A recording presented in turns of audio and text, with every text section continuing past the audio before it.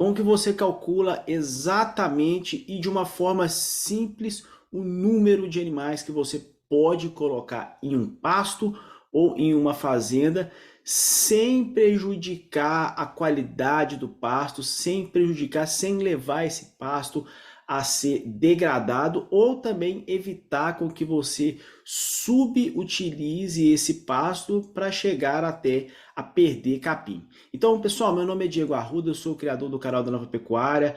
Antes da gente entrar nesse vídeo, eu peço que você deixe o seu like, que você se inscreva no nosso canal, compartilhe esse vídeo e coloque aqui também nos comentários quais são as suas dúvidas que eu vou responder.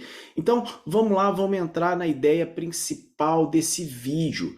A gente tem muitas dúvidas, né? Nós falamos inclusive no vídeo anterior de quais são as formas, né? Por onde que você começa a levantar a quantidade ideal de animais por pasto ou de uma fazenda. Você precisa o quê? Você precisa de ter a medida desse pasto, né? Você precisa saber quantos hectares que é esse pasto. Depois que você levantou a quantidade de hectares, às vezes você não tem esse mapa, mas você pode levantar o tamanho dessa área através dos aplicativos, através dos programas que a gente citou no vídeo anterior.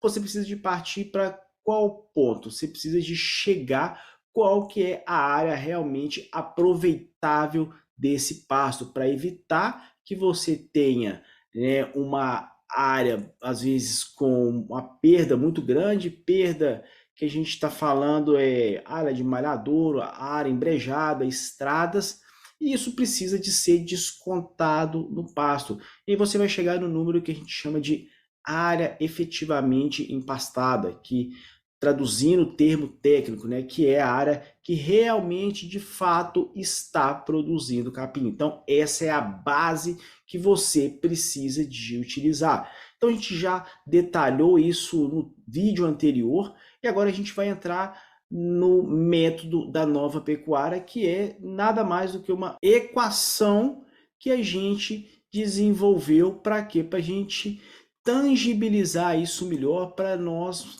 termos precisamente, né, ainda mais uma acurácia melhor de qual que é a quantidade de animais ideal para se colocar em um pasto ou numa fazenda como um todo.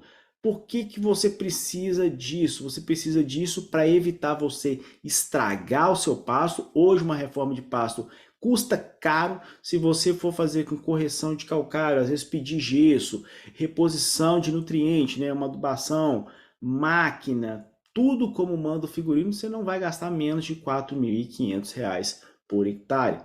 Ah, você vai fazer um negócio que seja um pouco não tão robusto igual fazer tudo isso que eu te falei. Você vai gastar aí em torno de R$ 3.000, R$ 3.500, contando semente desde o preparo do solo até uma aplicação de herbicida depois do primeiro pastejo. Então a gente tem sim que preservar o maior patrimônio da fazenda, que é a terra. Terra degradada, ela vai valer menos, ela vai produzir menos. Então tudo é desfavorável. Então é o objetivo, por isso que você precisa de entender isso daqui de forma simples. E a gente não quer também florir demais para não ficar uma coisa tão complicada. Mas esse daqui é o método que a gente desenvolveu na nova pecuária, tá?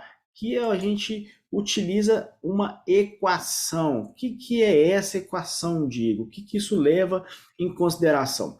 Essa equação a gente faz um levantamento de pasto por pasto, aonde a gente leva em consideração esses pontos. Qual que é o tipo de solo? A gente classifica ele em três parâmetros praticamente, que é um solo arenoso, é um solo misto ou um solo argiloso. Ponto. É para a gente poder dar uma simplicidade maior para o negócio. A gente considera histórico de chuva porque é igual no vídeo anterior.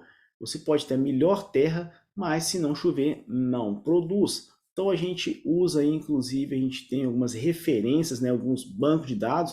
Para você que não tem histórico de chuva na fazenda, você consegue buscar algumas estações meteorológicas que estão divididas pelo país inteiro. Um outro coisa, um outro ponto que você precisa de considerar é topografia. Por quê? Porque uma terra plana, ela retém, né, mais umidade do que, por exemplo, uma terra quebrada, uma área montanhosa, por exemplo. O outro ponto é o tipo de capim, a gente precisa levar em consideração qual que é o tipo de capim, porque a produção vai variar em função também, né, do nível de proteína do capim. Então isso precisa ser levado em consideração. E o que a gente chama de range de manejo, que não é nada mais uma relação daquilo que você vai deixar, daquilo que você precisa de deixar no solo, que é aquela palhada de cobertura morta. Se você tem uma terra, né, que foi super, um pasto, uma fazenda que foi super pastejado, o que acontece? Você vai precisar de deixar um pouco mais de resíduo de cobertura ali do solo. Se você trabalhou com uma sublotação, você vai poder fazer uma pressão maior de manejo. Então, quando a gente encaixa tudo isso na equação, a gente tem o que? Nós temos um potencial de produção em quilogramas de matéria seca por hectare ano.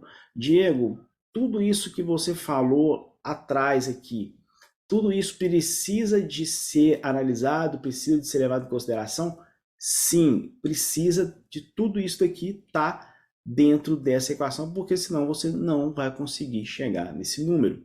E aí, supondo que a gente pegou todos esses dados, que a gente levantou tudo isso, fizemos, né, todas as correções, jogamos isso na equação, e nós chegamos a um número que esse pasto, ou essa fazenda, na média, tem o potencial de produzir 8.000 kg de matéria seca por hectare ano. O que é isso? É a comida, é o capim.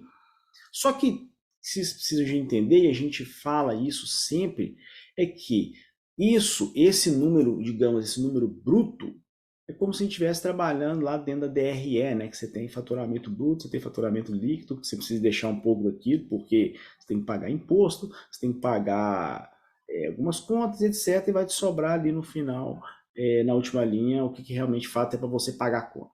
Pagar, não, desculpa, aquilo que é para você, que é o seu lucro líquido. Então a gente está falando o seguinte, que 8.000 toneladas, né, 8.000 quilos, 8 toneladas, é a quantidade de comida que você tem para fazer o que? Manejo. Manejo e consumo são coisas totalmente distintas. E eu sempre repito isso, eu sempre falo isso aqui. Todas as vezes que você colocar o animal para comer aquilo que deveria ficar no sistema, você vai degradar o seu pasto. O que eu quero dizer com isso? O que está produzindo, uma parte precisa para ficar isso daqui, igual vocês estão vendo na minha tela. Isso aqui que é a camada de cobertura morta. Vocês podem ver, ó, que está aqui, né, protegendo o solo. Eu abri aqui com a mão para vocês poderem ver como é que a terra está retendo umidade.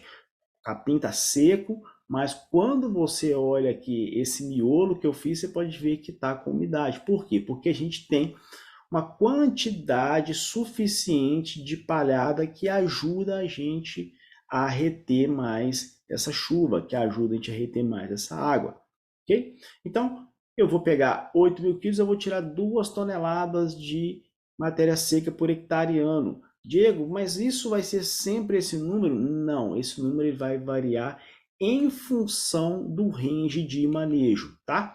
E aí a gente tem depois aqui uma outra parte, que é você precisa de deixar aquela altura, né? Você precisa deixar aquele resíduo de toceira, porque se você rebaixa demais o capim, você começa a ter dificuldade para essa planta rebrotar. Ela vai precisar de buscar reserva na raiz para ela poder rebrotar. Então isso faz com que a velocidade de rebrota seja reduzida, e criando um ambiente favorável para quê? Para a planta invasora sair mais rápido e ela abafar ali o capim e vir até a matar, diminuir a quantidade, a população de capim dentro do seu pasto.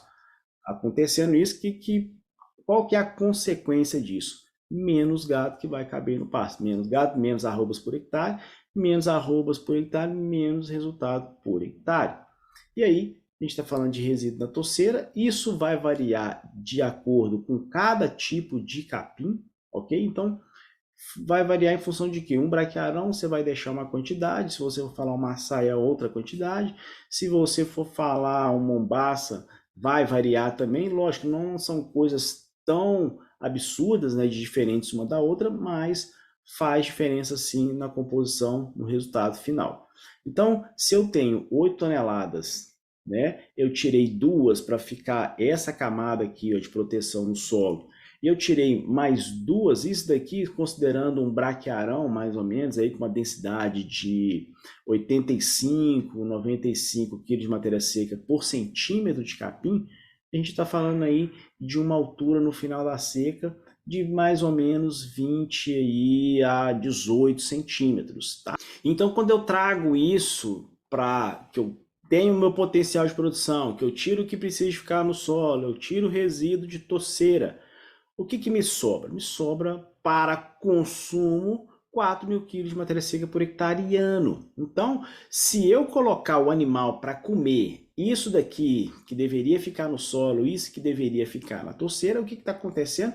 Eu estou estimulando o processo de degradação do meu pasto, ok?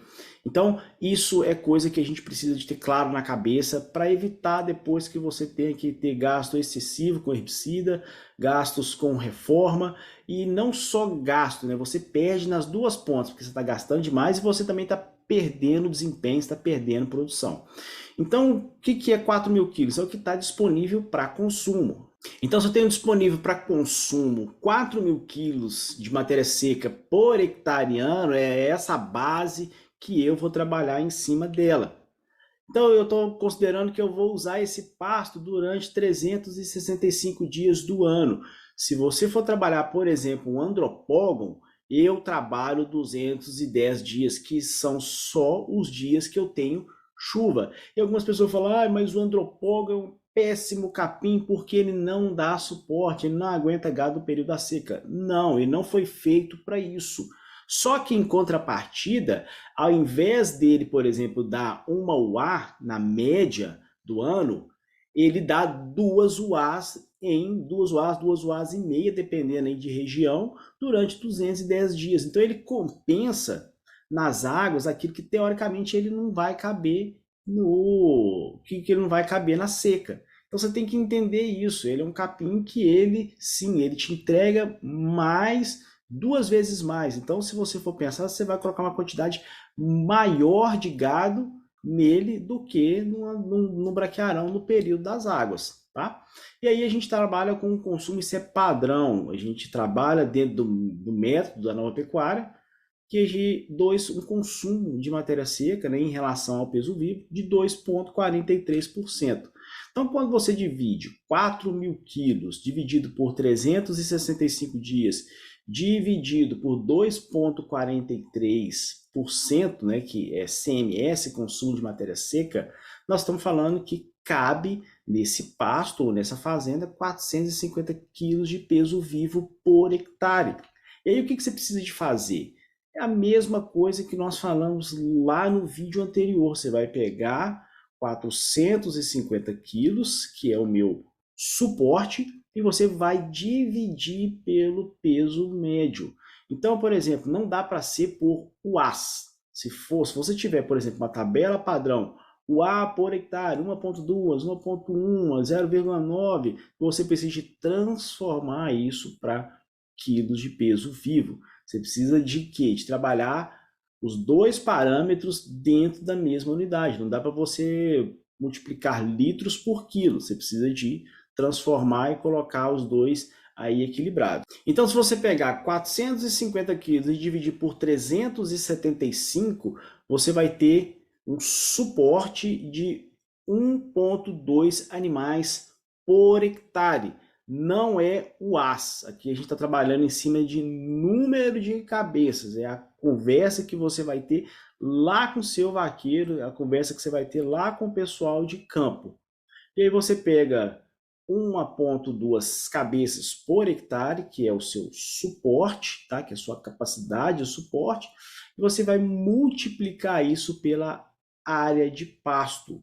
A área de pasto, o que? Aproveitar. Você precisa de excluir as perdas. área de malhadouro, estrada, bola de mato, curuca de pedra, tudo isso você tem que abater da sua área aberta como um todo. Então, quando você multiplica, né, 1,2 vezes 45 hectares, a capacidade de suporte em número de animais nesse pasto são 54 animais.